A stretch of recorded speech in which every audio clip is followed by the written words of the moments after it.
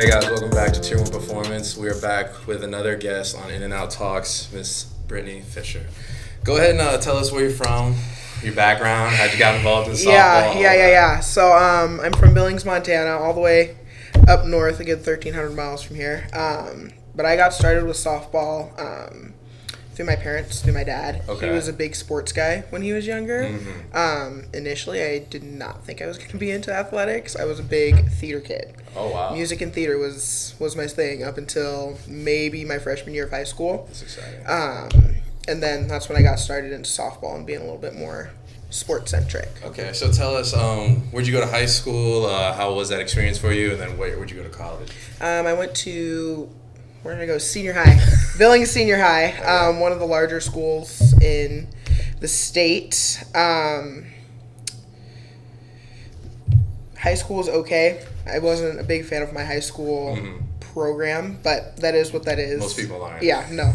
Definitely lean more on travel ball than I did high school for any sort of recruiting or enjoyment for that matter. Right. And then college, I went to Montana State University of Billings, which was awesome. Okay. So explain to me the recruiting process.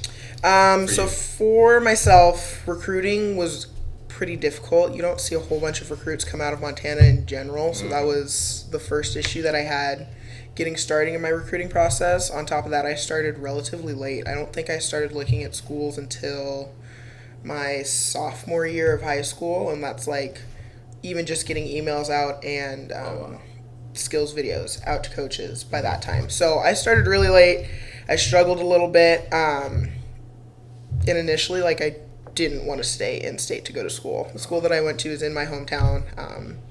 Had big aspirations to not be in my hometown, so that was really difficult to begin with, but obviously everything happens for a reason. So Right. So, like, how did you go from, going to high school to being recruited by your hometown college? Like, did they come up to you? Did you reach out to them? Yeah, so I was really fortunate. Had it not worked out the way it did, I don't think I would have played college softball, but my travel ball coach was the assistant coach for the college program at the time, so she got my foot through the door, and then as I started to communicate with the head coach, things started to fall into place after that. Okay. So what position did you play, and what were your stats like in high school and throughout college? Or did you play different positions? I know it changes for a lot of people.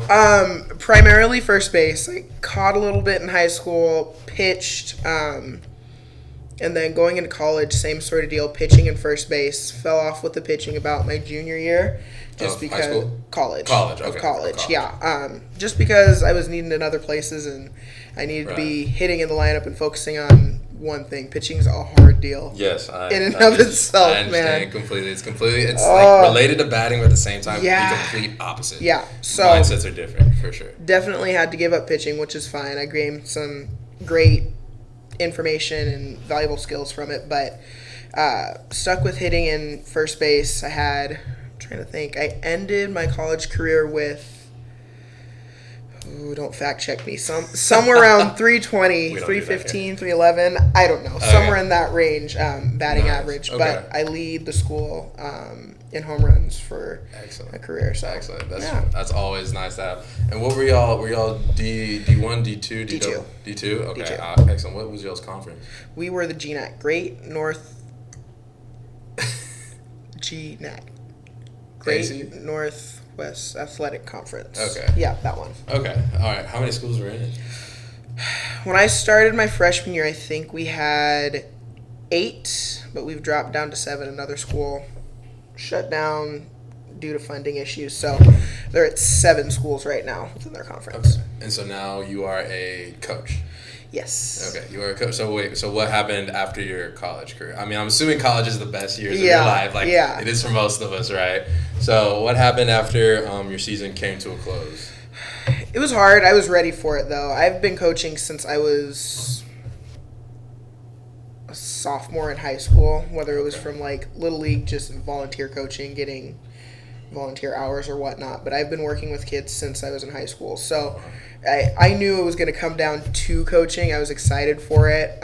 So it's something you always wanted to do? Absolutely. Okay. Absolutely. That's great, because most people, I feel like, especially coming out of college, for me, it's more like I don't know what I'm going to do. Yeah. Like, I have a degree that's not related to baseball, and then I come into the real world, I'm like, do I get a job? Do I do this? Yeah. Do I do that? Do I go to coaching? I ended up going to coaching, which led to my own job, but...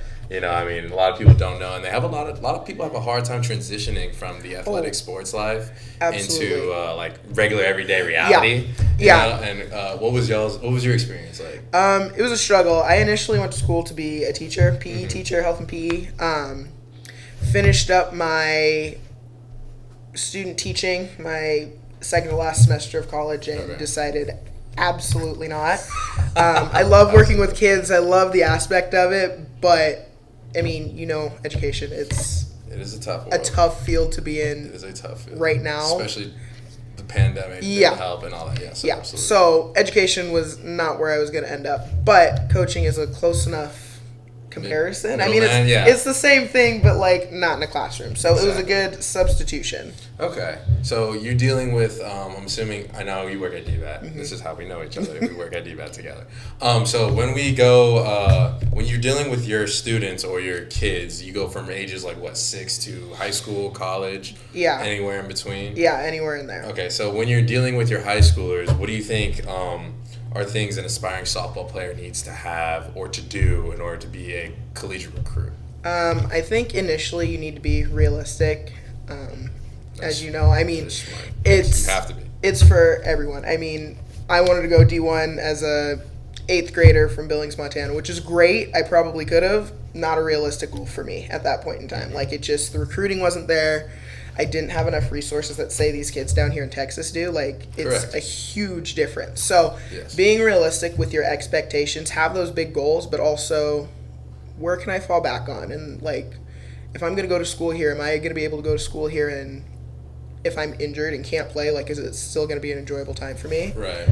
So I think being realistic is a huge part of it. I think also having a good work ethic, and just enjoying the game. I remember watching another podcast with Patty Gasso in it. She was talking about what she looks for in her players. For those that don't know, she's the head coach of Oklahoma, 2-time national championship. I mean, oh yeah, they went undefeated this 3 year, right? Yeah, no, not undefeated. They had 1 loss. They had 1 loss, okay. But like crazy program. That World Series was insane. Ecstatic. It was ecstatic. Insane. So, but she says when she's looking for athletes, she's looking for kids who like are enjoyable to watch. So that not only means you have the skill, but like you love to be there. Yeah, you're there because you want to be there. Not, oh well, mom paid $600 for me to enter into this tournament. Like, I guess I should go. So, just being somebody who wants to be here, who wants to work hard. Okay, and then from a tools like analytical player aspect, what do you think kids need to have? Like, for example, there's like, you know, some swings have to be refined to a certain point. Some girls need to be this fast. Some girls need to be able to throw across the diamond. Like, what kind of physical attributes make a collegiate player?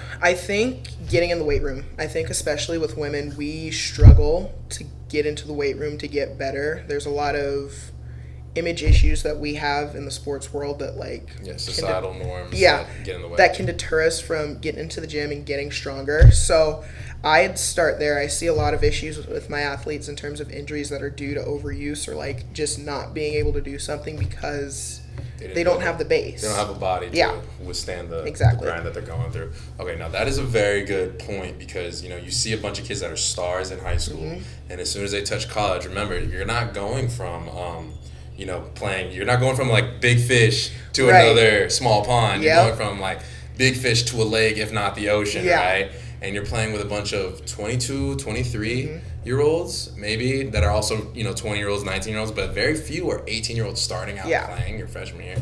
And, like, as an upperclassman in college, I hated fall ball. It was just a grind. Like, we went from our season to summer ball to fall ball. And, like, fall ball, all the freshmen are all perked up and ready to challenge us big dogs. And we put them in their place tired. You know what I'm saying? Yeah. But then those freshmen realize, oh, this isn't a game. These are grown men, grown women playing, and all of a sudden they're like the little kid again. They're weak. They're not. They're not as strong, and they can't last. And you see them get injured all the time trying to compete with us. And why? It's because they don't take care of themselves. Right. That's exactly. They don't lift. They don't have the necessary strength and conditioning for their body, and their bodies are still growing. Yeah. And I think one of the things I also talk about with my kids is like, you can't just develop the big, strong muscles. You can't develop just, your lats, your biceps, your triceps. It becomes these little muscles that play a factor in throwing and hitting and all that too. So I think that was a really good point bringing that up, because a lot of people aren't prepared when they go in. No. You can make it, if you even get the chance to make it, which is fantastic. You get to play the next level. Yeah. But if you don't have a good, strong base and you aren't physically ready to compete with those guys, you're going to get hurt. And Absolutely. a lot of people do get hurt. Red shirt, or their coach is like, they're not ready. Yeah. And then you're like, all right, now I'm down a year. Yeah. And now, then the following year, it's a real tryout. So, what do you do now post-college besides do that? Switching gears. I mean, I'm more just trying to figure out myself. I mean, just as well as I do, we spend 15, 16, 17 years of our lives devoted to this one sport. Like, yes, exactly. My entire identity was Brittanee Fisher, the softball player. Like, there wasn't anything else that came after it. No. So, it's been really good to be separate from that. Working here is awesome. It gives me a little bit of flexibility. I can still stay connected to the game, but like, if I decide to take a day off, it's not detrimental to the team like it would be if I took a day off of practice, right? So it's been really cool to create a new identity, I guess, per se. I guess like it's a whole nother path that you're on. Yeah. It's completely different. I mean, I know I fell into, after I stopped playing, I had my run-ins with the Reds and the Phillies trying to get on, and it didn't really work out, I fell into this deep, dark hole slump, and I was like, I don't know who I am. Like, I went from, like, you went from the king or queen on campus. Yep. Top dog. Everyone kind of bend to you. Yeah. And you got royalty treatment. Money, clothes, whatever. Just the whole town worshipped you in a sense, And then you come back home and you're like, well, you're out of college. Welcome to the real world. And then you're like, I don't have any experience. Because, you don't have time to do internships. Yeah. I don't have this. I don't have that. And, and most importantly, we're broke. Right. No, absolutely. Majority of us are broke. Absolutely. A lot of people think, in college you had it good. Maybe you did. Maybe you did not. But we all start at the same point. And if you don't go pro with a big signing bonus, you're broke. Right. Yeah. You're broke. And that was the biggest issue for me, was struggling to be like, man, how do I make money? How do I get a job? No one's hiring. Where do I... it wasn't even the big issue. The big issue was what do I want to do? Yeah. What do I want to devote the rest of my 80-something year life? Yeah. To doing that. It's a daunting thought. Yeah. And so where are you heading right now? So as of right now, I'm gonna finish up here at DBAT within the next couple months, and then I have a coaching position at my alma mater. Yes. Exciting. Very excited. This is the college, not the high school. College, yes, college. Not the high school. So I'm gonna be a graduate assistant. Gonna go back get my master's in psychology. Because they're paying grad assistants now. Yes. As they should have from the get go. Yes. That was the most outrageous thing, not to pay your grad assistant. Ridiculous for all the work that y'all do. Oh my God, yeah. One of my old teammates and roommates, one of my best friends, he's been a grad assistant for a couple years now, and I was telling him, I was like, yeah, y'all should be getting paid. Y'all should be getting paid. And he's like, I know, because all the stuff that they do for their collegiate team, they receive no funds for that. Yeah. Nothing. Yeah. But now, don't worry, it's fixed. Yes. I'm not gonna harp on that. It's not the point of this podcast. But you're getting paid, and you're getting your master's paid for. It should be a portion of it. But you're getting it. Yeah, that's better than going in with nothing. Yeah, exactly. Yeah. And what is your master's going to be? It's going to be in psychology. Psychology. Yes. Your undergrad was also in psychology. My undergrad was education. So now you're going in. So you're going in with an undergrad in education and a master's in psychology. Yes. That'll be very impressive. So what do you want to do with that? So if this whole coaching thing doesn't work out, I would love to go into sports psychology. I feel it's a bigger thing than it was when I was younger. Like, sure. I could have heavily benefited from a sports psychologist all through high school. Right. So I learned a little bit more about that as I finished up my senior year of college, and decided if I were to go back to school and do it all over again, I would go that psychology route and see what I can do with that. What kind of issues do you think sports psychologists or sports psychology needs to be addressed in today's collegiate world? Or maybe even high school and professional? Yeah. I think that sports in general need to be more person-based. That was a big struggle that I saw coming up through sports, is like, especially with my first year first 2 years of college, I had a coach that like treated us like we were only softball players. So like if we came to practice with other issues going on, didn't matter. Which in a sense, like you have to be adaptable, but it was to a point where like I was devalued as a person because I wasn't a person anymore. Like if I sucked at softball that day, I just sucked in general. Yeah. Which like your whole life's a failure. Right, yeah. Which is so hard, especially for girls. We're big thinkers. I can't speak on the male part, but for us, we think a lot and we value ourselves based off of what we can do for other people.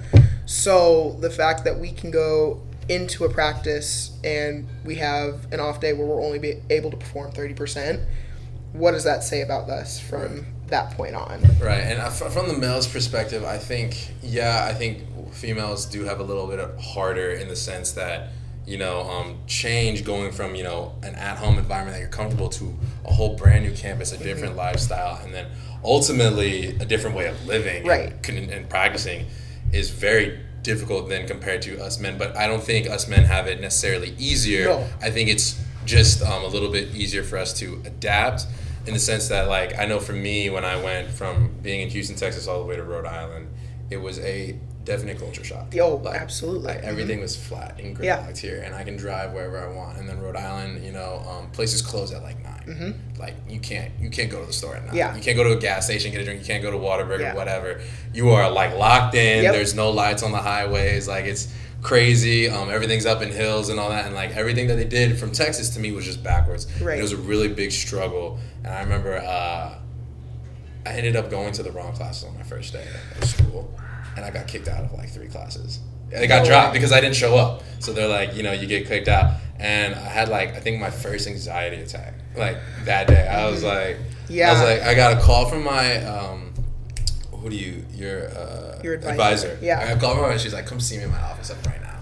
And she's like, you skipped all your morning classes. Like, where were you? And I was like, I thought it was, in Texas they do it a different way. And then I was like, I thought I was going here, here, here. She goes, why would you do that?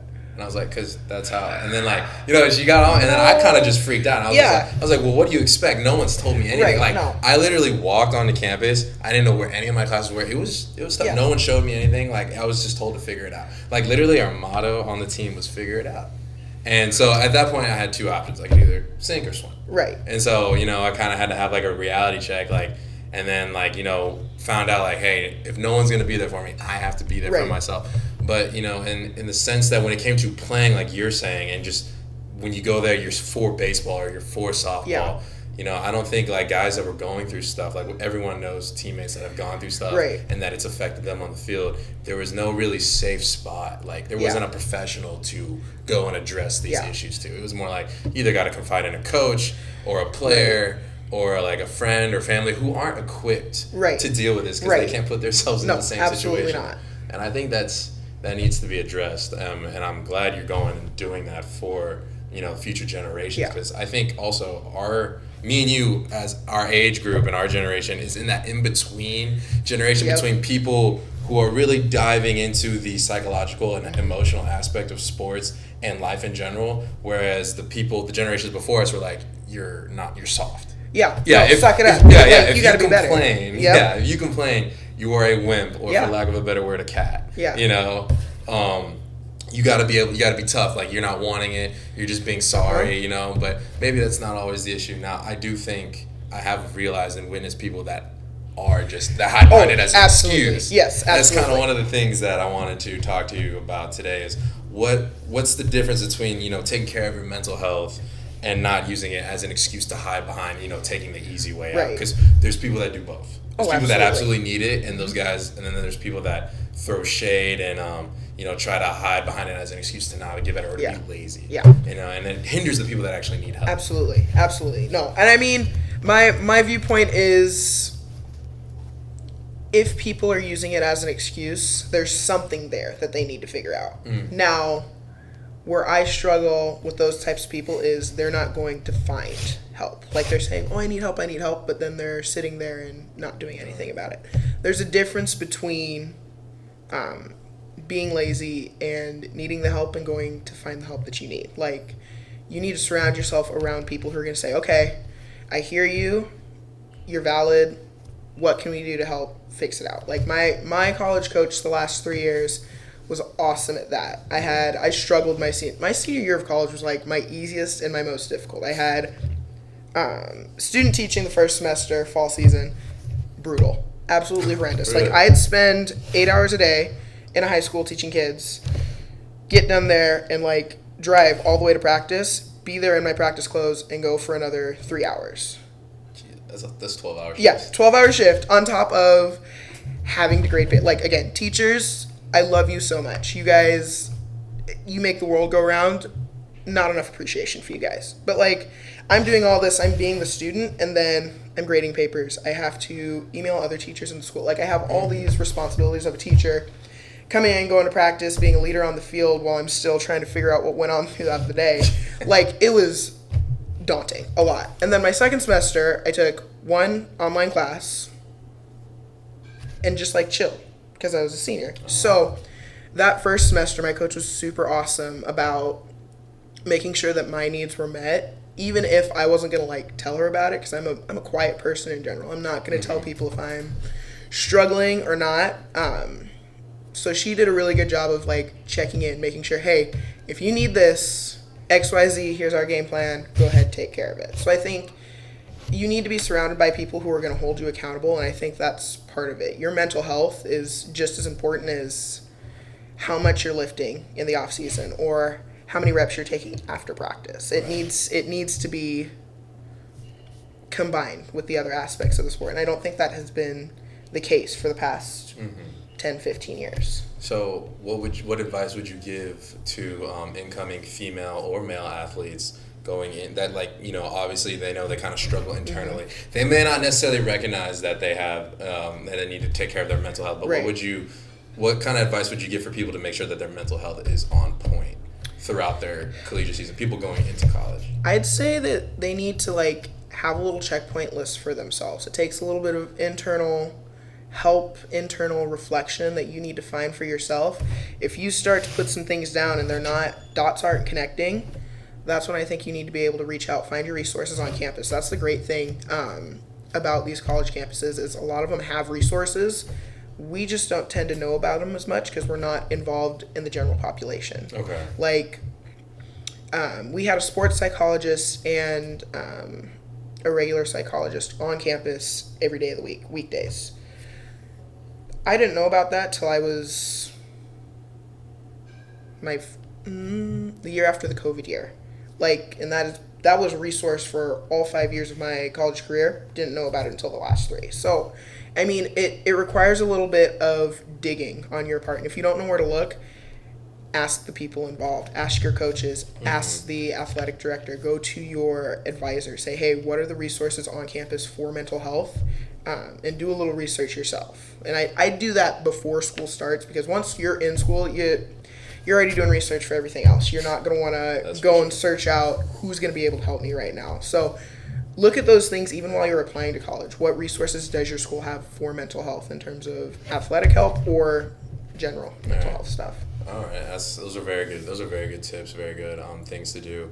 I wish I probably would have utilized those a little bit more. Definitely could have used it more towards my second half of my collegiate career. But I think that needs to be spoken across all platforms to everyone because you never really know what someone's going through. Exactly. But backtracking a little bit back to the recruiting process, what do you think is the best avenue for someone to get recruited, like to get noticed? Like, how do they get their name out there? You know, is it just going to camps? Is it going to social media? What's the best route? I mean, it's changed significantly since we've applied or gone to college. I mean, for me, it was send out your skills video to everybody and anybody who's willing to take it. Nowadays, we see kids making their own Twitter accounts or their own Instagram accounts where they just post game film, practice film, just a whole bunch of stuff. I think you need to be annoying. I think that's the collective thing that I can grab from at least the past in the softball 15 round. years. Yeah, okay. Being annoying. Email coaches consistently. Tag them in Instagram posts. Tag them in your Twitter posts.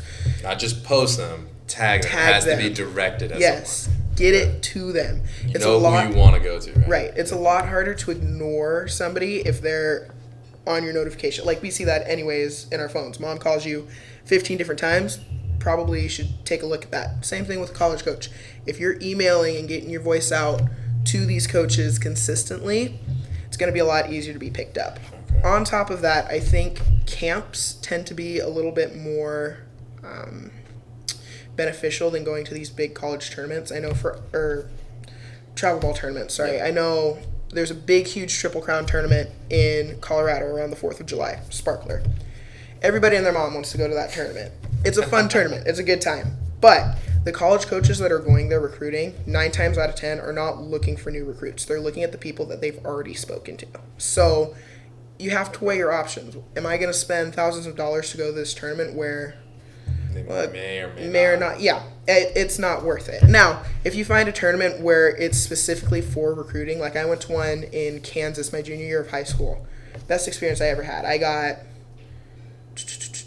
into contact with 2 coaches and ended up getting offers from the same 2 coaches from this one tournament. So it's worth it to look into what tournaments are going to be more beneficial versus your big name Triple Crown tournaments. Okay, that's actually a lot different than baseball. Really? Yeah, so baseball, I mean, it's just so flooded with people that, I can't speak on softball because I'm not in the softball realm, but for baseball players, like, everyone's playing select or travel ball. Right. Everyone's going to play tournaments, and, the people will just call the tournaments, like, select, college recruiting premier game, right. Premier tournament, whatever. Yeah.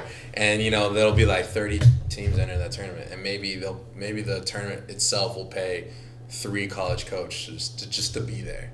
Just to be there, not even to, like, go out and recruit people, but just to be there. And so you're not seeing that much exposure. Now, I'm not saying that college coaches don't go out and recruit at tournaments. They do, but I'm saying majority of the kids, especially in Texas or around the South, don't make it to those tournaments, or not. They're usually invite only. Yeah. And there's a lot of players out there. There's a whole variety range of talent. Oh, absolutely. So yes. I mean, there's people that think, like, yeah, maybe they'll come to this tournament, or I think I saw that scout. No, for me in baseball, it is pretty obvious when there's a scout in the stands. It is not like that could be a dad, could be a scout. No, you see the South Carolina logo on this shirt. Yeah, you see it. That's him. It's very different, but that's a good unique thing. I think more people need to realize what path they need to take to get recruited versus just falling into the norm and being like, this is how I got recruited, 25 years ago. Right. Let me mail them a letter.